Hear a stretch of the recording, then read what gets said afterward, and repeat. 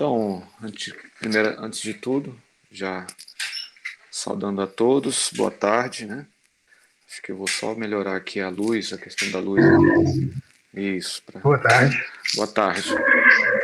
E, assim, eu vou dispensar um pouco a apresentação de todos, porque para a gente poder ganhar um tempinho aqui e vocês poderem usufruir mais do conteúdo, mas claro que seria de meu interesse conhecer um pouco cada um e de saber de onde é cada pessoa, qual paróquia, qual comunidade, a história, pelo menos em uma frase com a catequese, onde atua, coisas simples assim, mas diante desse modo remoto não será possível porque a gente tem pouco tempo e para aproveitar vamos direto ao tema, né?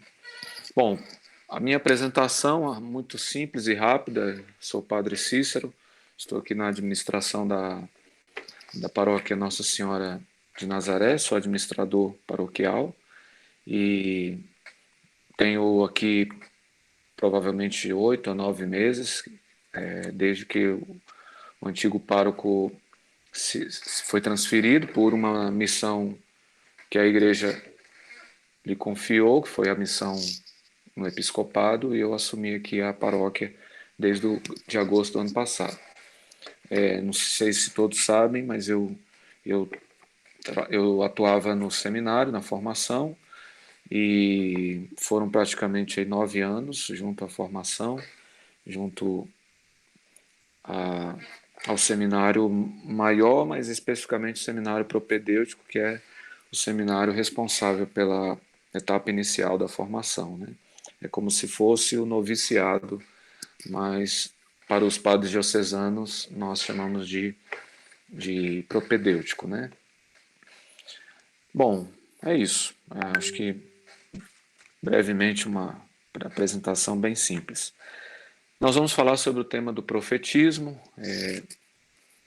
Posso citar aqui um livro bom para quem quer aprofundar sobre esse tema, os livros proféticos de Abrego de Lacy. E eu não usei esse outro livro aqui, mas é um livro bacana.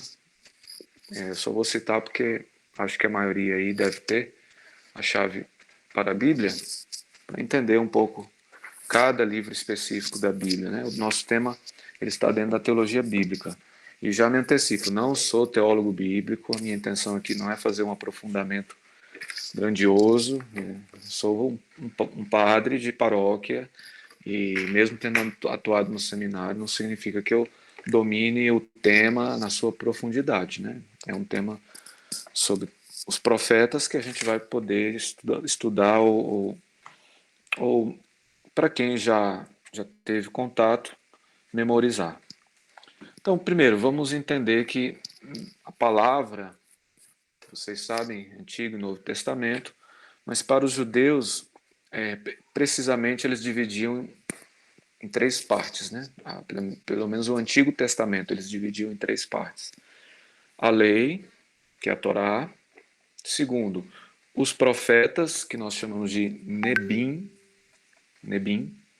e os escritos, chamados de Ketubim. Nós vamos ficar com a segunda parte, que é a parte do Nebim. E, embora seja essa sigla específica, ou essa palavra específica, ela significa profetas, no modo geral. Existe uma palavra própria para o título de profeta, que é a palavra Nebi. Nebi. Mas isso a gente vai citar mais adiante. Então, eu quero pedir desculpas porque eu não sou muito dado aqui aos recursos. Eu sei que tem condições de projetar, de fazer vocês verem. Eu ainda não aprendi ou não, porque não procurei me aprofundar sobre isso. Eu sei que ficaria muito mais didático. Mas o que eu posso partilhar com vocês são os meus estudos, o meu caderninho, as minhas anotações, aquilo que pude aprofundar preparando esse tema. Então, como eu dizia, Torá, Nebim e Ketubim. Nós vamos falar sobre Nebim. Primeiro, o tema dos profetas ele é dividido em profetas anteriores e profetas posteriores. Caso você queira anotar aí, já distingue para um lado e para o outro. Anteriores e posteriores. Por que anteriores? Porque vieram antes e geralmente são escritos que tratam de temas historiográficos, ou seja, não propriamente uma pessoa, mas foram eventos na história escritos talvez por um anônimo ou por algumas pessoas, por uma comunidade. Já os posteriores, vocês vão perceber que os profetas posteriores têm o título de um único profeta. Para ficar fácil, quais são os livros ou os profetas anteriores? Eu vou citar aqui 3: Josué, Juízes, por incrível que pareça, e Samuel. Né? Os posteriores, aí nós vamos elencar mais uma subdivisão. Não sei se vou ser bem lento para vocês entenderem. Essa subdivisão, acho que vocês já tiveram contato, maiores e menores. Então, resumindo de novo, os profetas anteriores, que são Josué, Juízes e Samuel. Profetas posteriores, vamos subdividir em mais dois grupos, menores e maiores. O que diferencia anteriores dos posteriores é que os anteriores são livros historiográficos, que tratam propriamente de fatos, de momentos. Já os profetas posteriores são profetas de nomes de pessoas que atuaram como líderes numa pequena comunidade e trata de um conjunto de narrações deste profeta destacado. Vamos lá nos dois subgrupos. Por que profetas menores e profetas maiores? É muito simples. Os profetas maiores é porque eles falaram mais. E os profetas menores porque o livro é curtinho. Então, menores porque não é tão abrangente. Maiores, vocês vão ver, Isaías, Jeremias e Ezequiel. Eu estou citando esses três porque eu peguei essa fonte aqui. Alguns vão colocar Daniel como um profeta maior. Esse autor aqui não vai colocar Daniel como um profeta maior, porque o estilo de Daniel é um estilo apocalíptico. Né? Embora ele tivesse atuado como uma espécie de profeta, tenha sido influenciado por esse estilo, mas ele é mais no seu gênero apocalíptico do que profético, fazendo referência a esse teólogo bíblico aqui que eu citei para vocês. Mas os outros três, tranquilamente. Isaías, a gente percebe, é um livro grande, Jeremias também e Ezequiel. São os três livros maiores. Então, os três profetas maiores. Certo? E os menores? Bom, toda a cambada que vem depois. Vou citar aqui Oséias, Joel, Amós, Abdias, Jonas, Miqueias, Naum, Abacuque, Sofonias, Ageu, Zacarias e Malaquias. Malaquias é aquele que vai fechar fazendo referência àquele que seria Elias, o último dos profetas do Antigo Testamento. Até no finalzinho aqui eu tinha colocado uma palavra de Malaquias, capítulo 3, 23. Enviarei Elias, é quando vai fechar o tempo do profetismo e propriamente o tempo, ou aquilo que é o Antigo Testamento. Né? Bom, essas foram as palavras introdutórias. Né? Como vocês perceberam, os livros levam nomes de pessoas, menos o livro de Juízes, propriamente alguma influência. Por exemplo, o livro de Reis ele é influenciado por um caráter profético. No caso, por citar Samuel, por citar outros eventos, mas o Reis não é o nome de um profeta. E Juízes também tampouco. Aqui eu estou colocando o profetismo num arcabouço mais abrangente. O profetismo, não os Juízes como um livro essencialmente profético, né? Continuando, existem esses dois títulos coletivos, como eu citei, mas a maioria são os livros citados já anteriormente, livros com os nomes de pessoas. No Antigo Testamento, se a gente percebe, qual foi a maior influência para o profetismo judaico? É o profetismo pagão.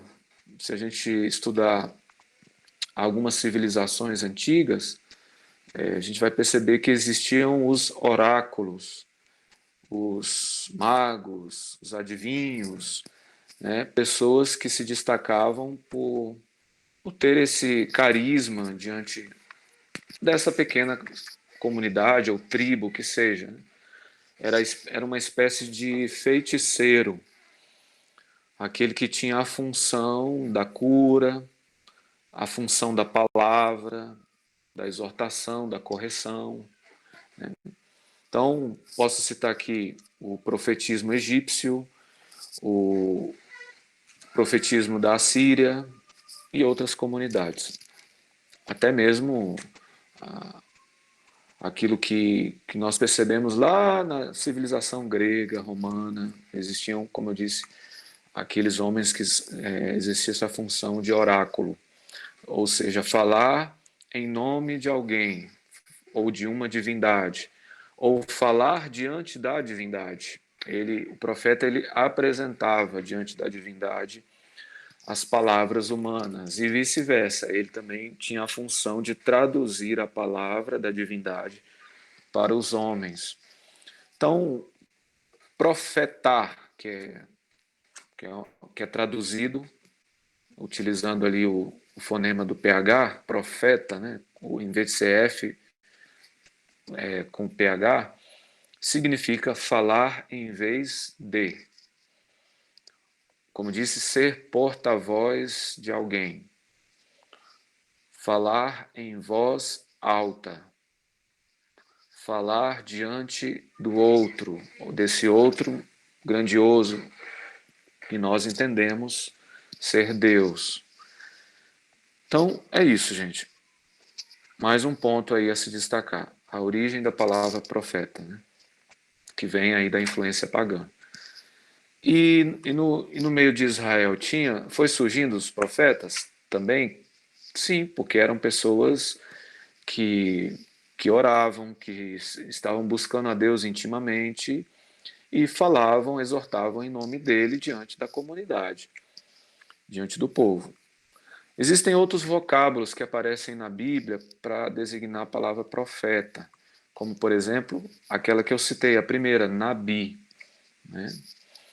Ou Rosé, que significa um vidente, Roé, que significa um homem de Deus ou um visionário, isso na etimologia original. No Pentateuco, os 5 primeiros livros, aparecem 3 pessoas tidas com esse ar profético. 3. Imagine pelo menos uma. Alguém quer arriscar? No Pentateuco. Alguém arriscaria dizer um nome? Pode abrir o microfone, quem quer arriscar? Único nome. Sem medo de ser feliz. Padre, só repete a pergunta, por favor. No Pentateuco, uma pessoa que talvez tenha influenciado com esse ar profético, um dos personagens do Pentateuco. Moisés, talvez, ou Abraão, padre. Opa,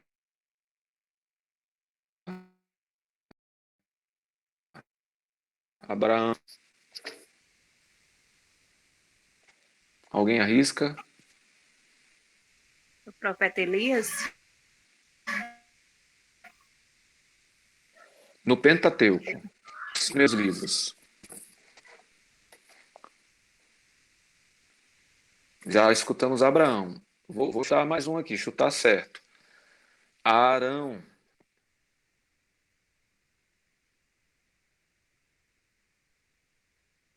E um terceiro nome para Arão exerceu uma função profética no Pentateuco. Continuando, eu falei agora há pouco que Nabi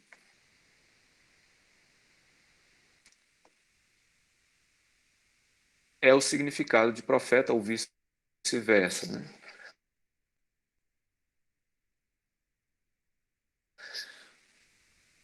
Então, o profeta, ele é o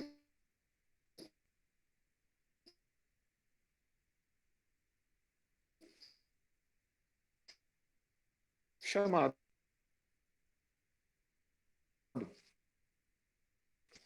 Ele é o vai convocar, vai de uma causa. Assim, o profeta, ele é convocado para falar. O profeta está muito ligado à palavra. O profeta é chamado convocado e é chamado de chamado. Parece redundante, mas é isso mesmo. O profeta é chamado de chamado ou chamado. Aquele que Deus chamou. Ele é o mediador da palavra. Ele promulga as maldições em vista do descumprimento da lei. É um tanto que tentando alertar o povo: olha, vocês estão fora da vontade de Deus. Vai acontecer problema com vocês. É mais ou menos assim que o profeta atuava, né? Olha, a infidelidade não é assim. Vocês vão ter um prejuízo. Bem coloquial mesmo, um jargão coloquial. Tem a função de consultar a vontade divina. Senhor, o que o Senhor quer de nós? O que o Senhor pretende para o seu povo? E poder comunicar isso ao povo. Eu já citei brevemente, o profeta tem a função de taumaturgo, algo fazendo referência àquela influência do feiticeiro das civilizações pagãs. Era uma espécie de milagreiro, porque ele vivia numa intimidade com Deus e pedia pelas necessidades do povo, e muitas vezes o Deus atuava dessa forma. E por último, a palavra intercessor. O profeta, ele é um intercessor. Alguém falou de Moisés, né? Um fato aqui, quando Moisés atuou com esse caráter profético, foi quando, na guerra, ele levanta as mãos, intercedendo pelo povo, e começa a enfraquecer, mas intercedendo pelo povo, ele mantém as mãos em sinal de louvor e dependência de Deus, né? Existe esse fato lá. Adiante. Para quem quiser anotar, eu só coloquei aqui a título de informação. O termo profetizar, ele aparece especificamente no livro de Números, capítulo 11, versículo 25 e 27, quando cita aqueles 70 dirigentes que seriam os auxiliares de Moisés. Na tradução, a Bíblia vai significar esse termo profetizar. É como se aqueles homens, no auxílio de Moisés, tivessem também essa missão de profetizar em nome de Deus para o povo, nas necessidades do povo. Dá licença, padre. O senhor falou que é o capítulo 11, versículo 25, 27. Obrigado. Isso. Aparece também no livro de Juízes, capítulo 4, versículo 4, uma profetisa, olha, uma mulher chamada Débora. Ela também exerce esse caráter profético com as suas atitudes, naquilo que ela influenciou. Fica aqui a citação para depois vocês procurarem. Livro de Juízes 4:4. Temos também através do canto, o canto de Maria, de Juízes capítulo 5. E por último, Samuel. Samuel, no capítulo 9, no 3, talvez o que mais tivesse ali já inicialmente essa característica ou esse caráter profético. Repetindo, Débora, Juízes 4:4, Maria, Juízes 5:5, capítulo 5, com o canto, e Samuel tem o capítulo 9, que é onde aparece mais esse caráter profético, e o capítulo 3, versículo 19 e 20. Desculpa estar um pouco acelerado, é pelo tempo. Então, novamente, citando Nebi. Nebi, N-E-B-I, o profeta. Nebim, que seria N-E-B-I-M, seria no plural, ou seja, só vai um M, um M a mais com um I a mais, né? Nebim. O Nebim significa grupos proféticos. Não sei se vocês lembram, mas existiam os profetas de Baal, lá já no final do Antigo Testamento, quando nós escutamos ou lemos a história de Elias, existiam os profetas de Baal. Então, aparece no plural, Nebim, que são homens que viviam em grupo. E eles viviam, vamos dizer, no nosso dito popular, ou naquilo que nós conhecemos na igreja, viviam da providência. Não tinham comida, não tinham trabalho, e viviam do culto.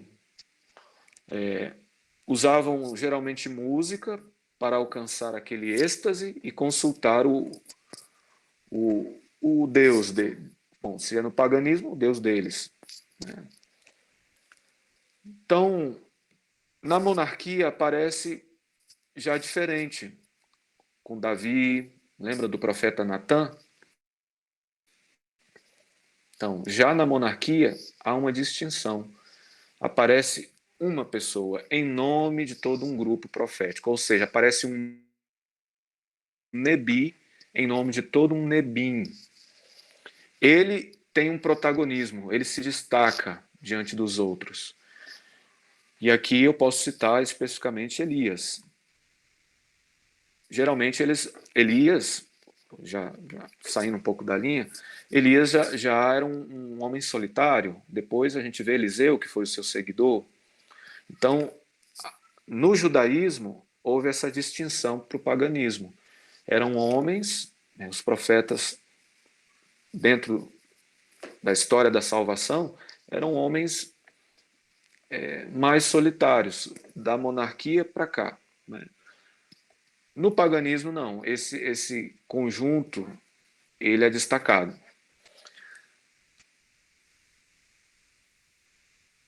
Eu citei o profeta Natã, que atuava como esse conselheiro do rei, né? Era normal, por exemplo, aquele que era o rei pedir uma palavra, um aconselhamento daquele que era o profeta, o sacerdote, né? Para saber a vontade de Deus. E recordo de Natã corrigindo Davi: olha, vai te acontecer muito mal, o pecado, aquilo que você cometeu, né? Aquilo que a gente dizia lá atrás. Bem, poderia até aprofundar aqui aquele fato de Davi ter cometido o adultério e ter favorecido a morte de Urias, diante da sua intenção, não só da sua intenção, mas com fatos concretos de ter se deitado com a mulher de Urias. Mais adiante, eu posso citar aqui Gade também, que era uma espécie de conselheiro real. Mas vamos dar um passo. Estou acelerando porque são capítulos neste livro aqui, né, que vão aparecendo. Então, a gente poderia aqui aprofundar? Poderia, mas a gente dá um passo para frente, como se fosse para um próximo ponto, um próximo capítulo. Né? Então, Quais são os principais profetas no período pós-monárquico? Primeiro a gente tem que se situar. O reino de Salomão, até Salomão, tivemos os 3 reis, né? Saul, Davi e Salomão. A partir do reino de Salomão, no final do reinado de Salomão, houve uma divisão. Acho que vocês já estudaram esse tipo de assunto. É quando Israel, o povo de Israel, se divide em 2 povos. Em 2 reinados, o reino do norte e o reino do sul. Por que eu estou falando dessa divisão? Porque nós vamos perceber que os profetas eles vão se dividir também nesse período pós-monárquico, nessas 2 subdivisões. Tiveram os profetas do reino do norte e os profetas do reino do sul. Então, por exemplo, quais foram os principais profetas do reino do norte? Oséias e Amós. E do reino do sul? Isaías e Miqueias, os 2 principais. Tiveram mais, mas esses são os principais. Então, recordando a subdivisão do reino, depois do reinado de Salomão. Depois de Salomão, quem foi o rei? Alguém arriscaria dizer aí? É uma pergunta proposital para a gente destacar quem foi o rei depois de Salomão. Depois de Salomão, o último rei é Jesus. Davi.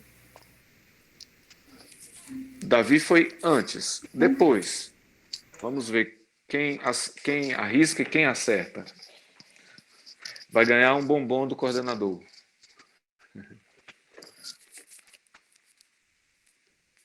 Depois de Salomão, houve um filho. Tivemos 3 reis. Um filho. Tivemos 3 reis, certo, padre? Veio Saul, Certo. Davi, Salomão. E o filho, no caso, seria o filho da promessa, que é Jesus, não? Mais à frente. não, eu diria o filho concreto, o filho genealógico de Salomão. O filho dele mesmo. Filho de Salomão, que foi quem assumiu depois dele o reinado do povo de Israel. É proposital a pergunta, eu já disse. Quem acertar, procura aí na Bíblia, tem livros aí. O rei depois de Foi Salomão. o filho que usurpou o trono do pai, certo, padre? Qual é o nome aí desse? Eu quero só o nome. Opa, alguém colocou aí. Qual é o nome que apareceu? Roboão. Apareceu um nome aqui. Hã? Roboão. Pronto, então, isso. Isabelle escreveu. Roboão. Isabelle que respondeu? Obrigado, Isabelle. É Isabelle? Isso, Isabelle, isso mesmo. Obrigado, Isabelle. Por que eu estou querendo destacar Roboão? Que vocês não vão esquecer mais. Depois de Salomão, Roboão. Por que a gente não destaca Roboão como rei? Porque o reinado se dividiu. Roboão, ele cometeu alguns equívocos. O povo estava indignado com os impostos, tendo que pagar impostos para reis pagãos e mesmo impostos caros. Então o povo, diante de Roboão, reivindica, olha, a gente não consegue mais dar esse tanto dinheiro e tal. E aí o que acontece? Houve uma rebelião. O povo, parece coisa atual, né? Quando tem alguma indignação, o povo faz rebelião. Não foi diferente lá atrás. Indignados com os impostos, houve um líder, que eu também quero destacar aqui, parecendo com o nome de Roboão. Ele fez a revolta e aí o reinado se divide. Qual é o nome desse líder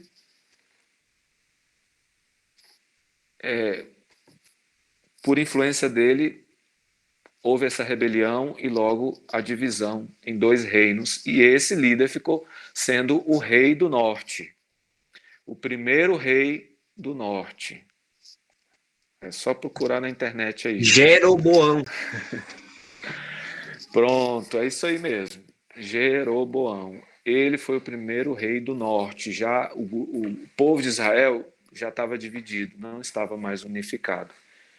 Lembrando, Roboão foi um mau administrador, cobrou impostos excessivos do povo e o povo indignado fez uma rebelião, tendo como líder Jeroboão. E aí houve essa divisão: Reino do Norte e Reino do Sul.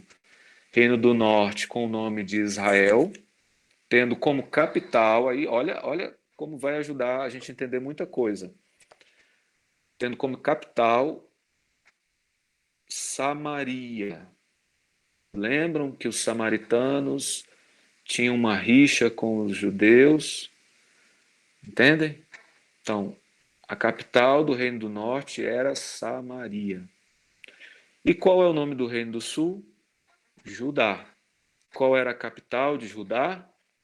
Jerusalém. Então tá aí por que que os samaritanos tinham uma rivalidade com os judeus, propriamente os judeus de Jerusalém. Até Jesus. Lembram daquele episódio com a samaritana? Né? Que Jesus não poderia nem estar ali diante dela, porque os samaritanos, judeus, não se batem por causa desse fator histórico, dessa rivalidade histórica. Então, eles se dividem, o reinado do norte, tendo já como rei, eu disse, Jeroboão. E o reino do norte ficou com 10 tribos, das 12 tribos ao todo, olha, 10 tribos. E Judá ficou apenas com 2 tribos, 2 singelas tribos, com o nome Benjamim e aquela que dá título ao reinado, que é Judá. Então ficou Judá e Benjamim, apenas das tribos originárias. Como eu disse, Jeroboão foi o primeiro rei do norte. Depois eu vou passar para o Reino do Sul, para a gente chegar nos profetas que atuaram especificamente em cada reinado. A maior parte dos livros proféticos, a gente fez um caminho lá, desde da origem da função profética, já citando lá os livros dos Juízes, Samuel, o próprio livro dos Reis, né, até chegar aqui nos livros proféticos mesmo, citando aqueles que foram os expoentes, ou individualmente os profetas como tais. Vamos para Jeroboão. Jeroboão ficou como rei do norte. E também, no seu reinado, houve muita corrupção. Começou a se misturar com povos pagãos. O povo de Israel cometia muita idolatria, porque passou a cultuar esses deuses pagãos. E, enfim, resumimos, corrupção como política, social e religiosa. Foi um destroço que aconteceu no Reino do Norte. E aí eu vou citar aqui, por exemplo, aqueles 2 profetas que mais atuaram, e aí você pode destacar aí na sua anotação. Os 2 profetas que se destacaram neste tempo para denunciar o erro de Jeroboão: Amós e Oséias.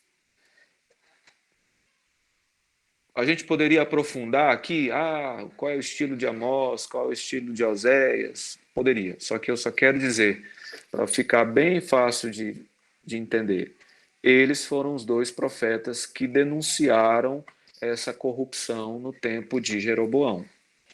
E é interessante, bonito o livro de Oséias, especificamente, porque ele usa uma linguagem como esponsal, ele utiliza a relação do povo com Deus como a relação de um esposo com a esposa, só que uma relação de adultério. É diferente do Cântico dos Cânticos. É como se o povo tivesse sido adúltero mesmo. E como uma. Adúltero não. Vou falar até no feminino. Adúltera, porque ele fala que o povo foi como uma prostituta, se prostituindo com outros deuses, deixando Deus de lado. Esse é o caráter principal destes dois profetas, Amós e Oséias. Né? Vamos para o sul, então.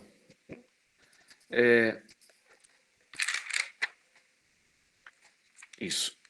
Estou olhando aqui o horário.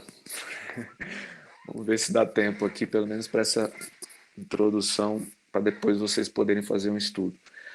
No sul, eu disse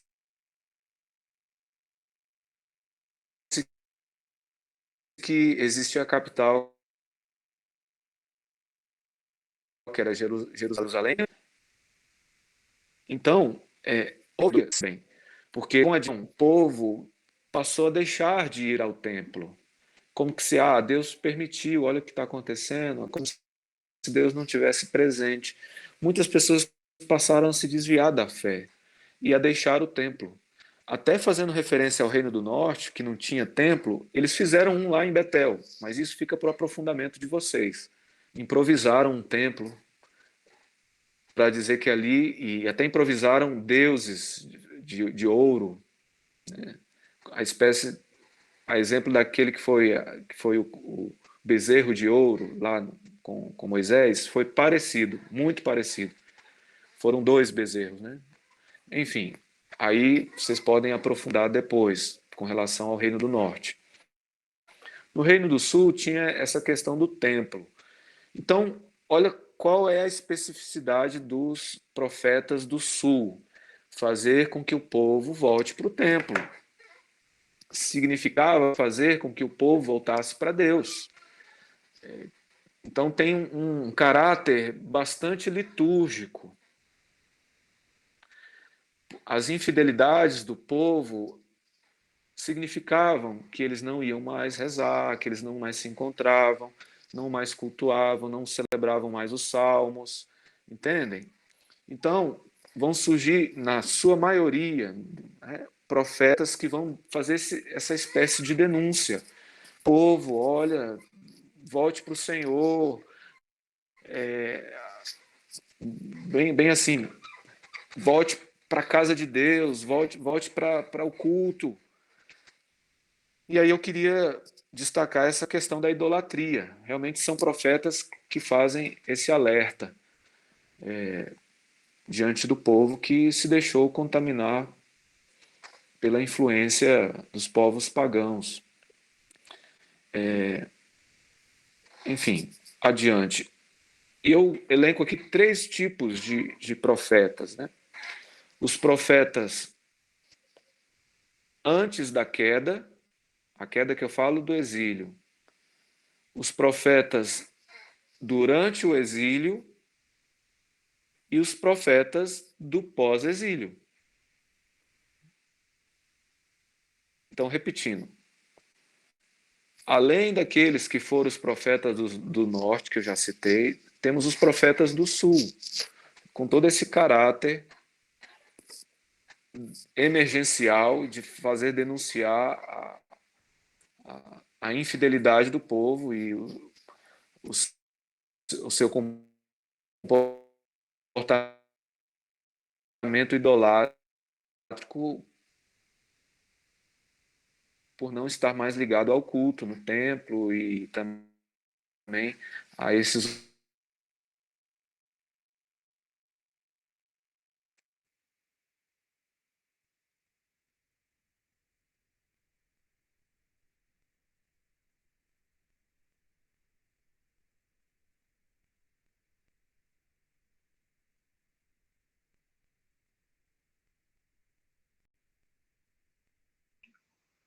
Eu acredito que o padre esteja com um probleminha de internet. Então, só aguardar um pouquinho para ver se volta.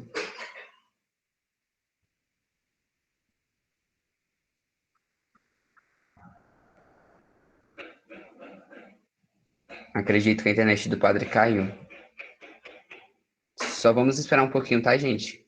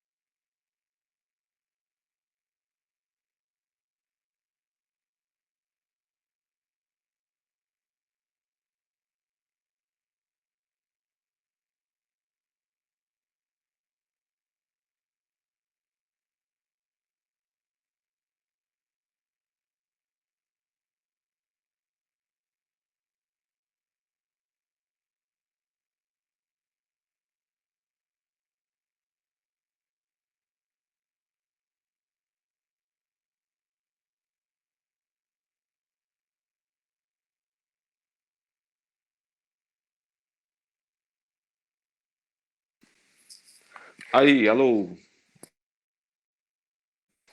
Pronto, padre, de agora volta, voltamos. né? Isso, voltou agora. É.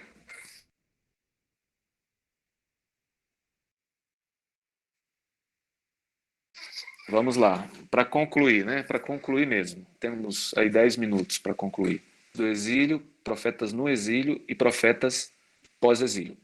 Quais são os profetas antes do exílio? Aqueles que se destacam, eu cito aqui o maior deles, Isaías. Isaías é meio aquele que profeta alertando, olha, vocês estão sendo infiéis, vai acontecer alguma coisa errada. Depois não diga que eu falei, que eu não falei. E aí o povo cai. A queda, né? Por isso que eu falei a queda. O povo cai, e aí no Reino do Sul, quem entra lá para levar o povo para a Babilônia? Nabucodonosor. E aí leva o povo para o exílio, né? E Isaías também atua, é porque são três Isaías, né? É interessante porque o Isaías não é só um, né? Alguns falam que o Isaías foi um e mais outros. Foram seus seguidores. O livro de Isaías ele é dividido nessas três partes, né? Para dizer que antes, durante e depois do exílio, a influência da sua palavra para o povo. Mas tem outros, como Joel, Miqueias, Sofonias e aquele que nós conhecemos, eu não sei falar, sou apenas uma criança, Jeremias. E por último, Abacuque, citando novamente os dois maiores, Isaías e Jeremias, Joel, Miqueias, Sofonias, Abacuque. Esses foram os do antes do exílio, os profetas antes do exílio. Tá. E durante o exílio, lembrando que foi o Reino do Sul que foi para o exílio. Mas alguém poderia me dizer, e o Reino do Norte? Como é que estava o Reino do Norte? Eu digo para vocês, uma bagunça. Porque o Reino do Norte foi invadido pelos assírios.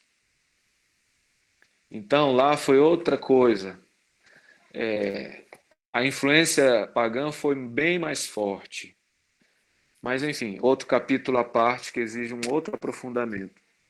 O mais importante aqui é o destaque para o Reinado do Sul mesmo, porque ali estava o templo, a Arca da Aliança, a descendência davídica, enfim, tudo aquilo que nós destacamos no estudo do mistério da salvação. Então, quais foram os profetas precisos na época do exílio? Eu cito aqui, embora a gente perceba um caráter mais apocalíptico, Daniel é desse tempo, do tempo do exílio. Até aparece Nabucodonosor, que quer, não sei se vocês lembram, Midraque, Misaque, Abdênago, aqueles jovens que foram forçados a prestar culto a ele, a imagem do rei, e eles permaneceram fiéis. Então, foi nesse tempo. Onde aparece essa história? No livro de Daniel. Então, Daniel é desse tempo. E um outro profeta muito importante é Ezequiel. Lembram dos ossos ressequidos? Aquela palavra dos ossos ressequidos? Claro, porque o povo estava morto na Babilônia. Morto mesmo, no sentido literal, morto, não tinha morrido, mas estava morto mesmo, sem esperança, cabisbaixo. E aí Ezequiel está tentando animar esse povo. Vamos, a fé, a gente vai sair daqui, Deus é fiel, Deus vai nos tirar daqui, mas nós precisamos ser um grupo forte. Então, é isso que eu queria destacar. E por último, o tempo do pós-exílio. E aí destaco aqui Zacarias, Ageu e Malaquias. Foram os 3 profetas deste tempo do pós-exílio. O povo estava já em Jerusalém, mas chegou triste. Meu Deus, olha o nosso templo, está todo destruído. Cadê as famílias, nossas casas? Como nós vamos fazer? Então é o tempo da reconstrução. E quem vai animar esse povo para falar em nome de Deus? Zacarias, Ageu e Malaquias. Então viu como a gente passou um tanto pelos períodos proféticos, da influência profética? Eu não quis aqui... apareceu. Eu não quis aqui entrar precisamente em cada um dos profetas, porque para a gente fazer isso demanda tempo.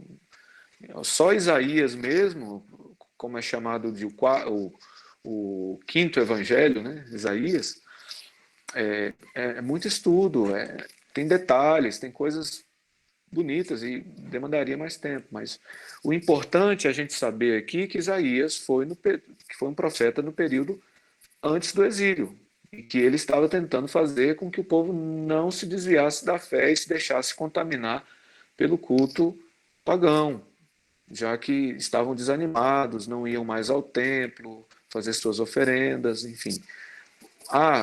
Jeremias também foi nesse período, claro que em épocas diferentes, né?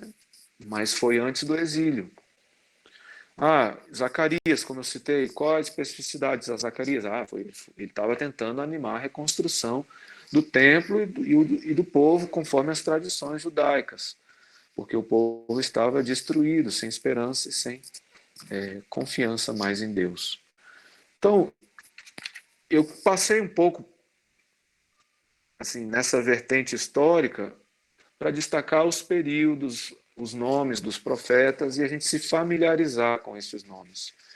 Mas o estudo, minha gente, é cada um que vai fazer o seu, viu? O meu está no meu caderninho aqui, ó, fechado. Quando eu precisar de novo, claro que eu vou aqui estudar novamente, para seja um momento como esse ou outro, cada um tem que fazer o seu aprofundamento. Hoje a gente tem outros recursos aí, como a internet, embora seja válido, mas eu ainda prefiro os livros, porque é ali que a gente vai encontrar coisa substancial, profunda, não desmerecendo os conteúdos de internet. Mas é aquele famoso copia e cola, né? São as mesmas informações, às vezes não tão abrangentes. Eu queria, temos 5 minutos aqui, para fechar o tema do profetismo. O profeta bíblico, ele é diferente daquele profeta pagão, que é visto como um adivinho, um feiticeiro. Eu disse isso lá no início, né? Aquele mago que tinha uma relação íntima com uma divindade e fazia essa intermediação entre Deus e o povo. O profeta, no judaísmo, o profeta aqui dentro da história da salvação, ele é aquele que proclama, ou seja, clama, ele invoca uma palavra, seja de correção, em função de um povo, seja de alerta, seja de fidelidade, seja de uma atenção, ou mesmo de louvor, ele proclama, ele também o sentido da palavra ajuda, ele em função de alguém, de um povo, ele provoca, ele tende a incomodar mesmo. O profeta, por alguns, ele é chato, mas ele é o chato porque ele não quer deixar o povo ficar no pecado, no mal, no distanciamento lá, né? Aqui sim, mas lá no distanciamento de Deus. Não é para ficar distante de Deus. Vocês estão sendo infiéis. Então o profeta tem essa missão de provocar, de proclamar, né? Então, são homens que estão alicerçados na tradição, naquilo que é a tradição bíblica, naquilo que é a palavra, a lei, a Torá, manifesta a vontade de Deus para esse povo. E aí, estes profetas destacados, alguns deles, muitos não se destacaram, a gente não conheceu, talvez porque não escreveram um livro como Zacarias, como Isaías, como Jeremias, ou porque uma comunidade não estava ao redor deles e fez propagar isso. Existiram muitos profetas anônimos. A gente, no estudo, vai perceber alguns nomes, alguns escritos, mas não como palavra de Deus, como palavra inspirada por Deus, né? E aí eu finalizo aqui citando aquela palavra de Malaquias, capítulo 3, versículo 23. Acho que seria interessante, eu estou com a palavra aqui, só um instante. Aqui. Se alguém achar aí, pode ler para nós, para a gente fechar, já que Elias teve algum livro? Não. Mas ele foi um profeta. A gente percebe lá no livro de Malaquias.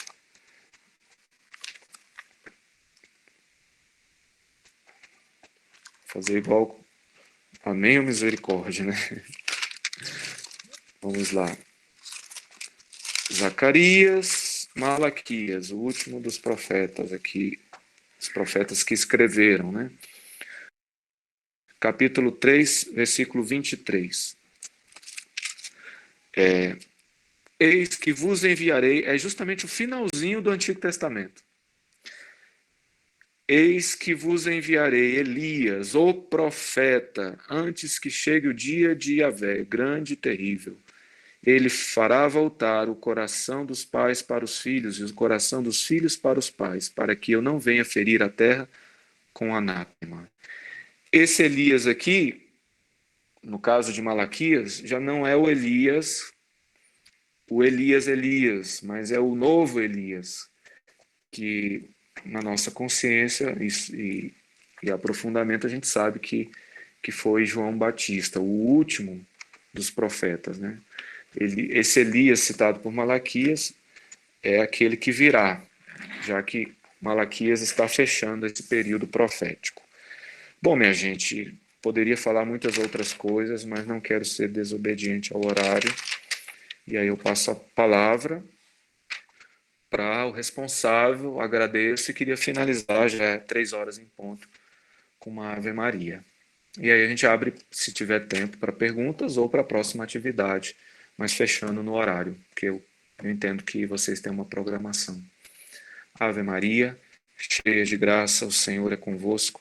Bendita sois vós entre as mulheres, bendito é o fruto do vosso ventre, Jesus.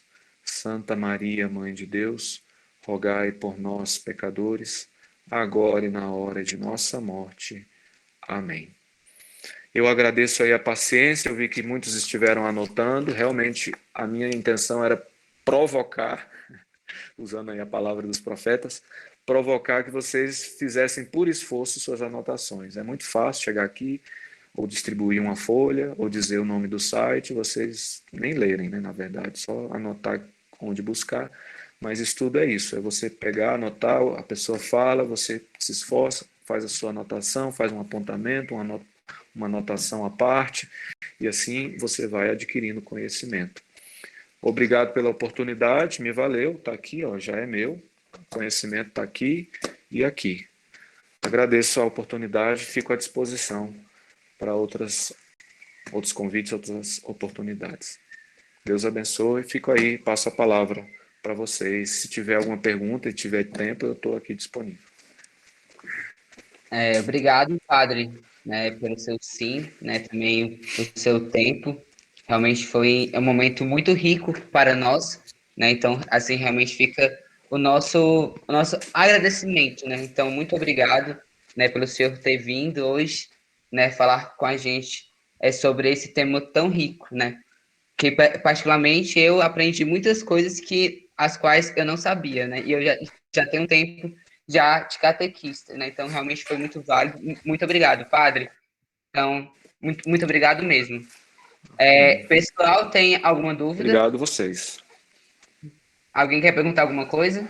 Rapidinho. Alguém? Tem ou não tem?